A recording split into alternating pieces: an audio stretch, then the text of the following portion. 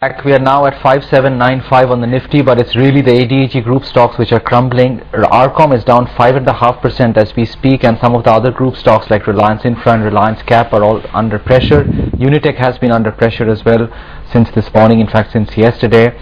Here out on the subject of what might be making these stocks nervous, Subramanian Swamy and Homi Ranina speaking to Karan Thapar. I'm just playing you slices of that conversation, and you should catch it at 10 o'clock or 10:30 tonight.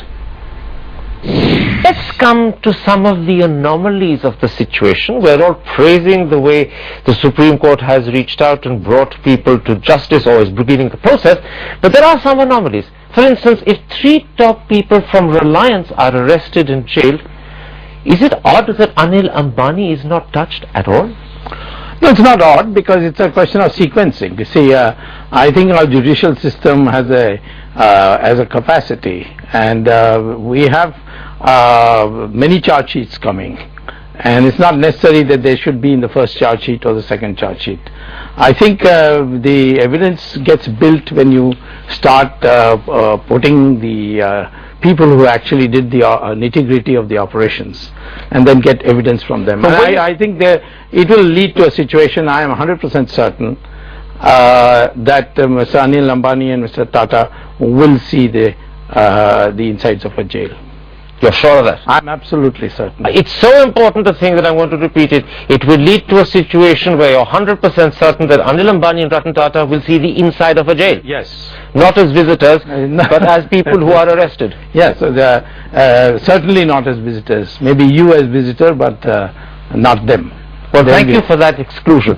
Mr. Ranina, let me quote to you what Prashant Bhushan said in the Supreme Court yesterday, and I'm quoting from today's Times of India. How is it possible in a situation where Reliance finances over 1,000 crore in Swan and it is hived off to Shahid Balwa's firm and only 3 paid employees of Reliance were involved?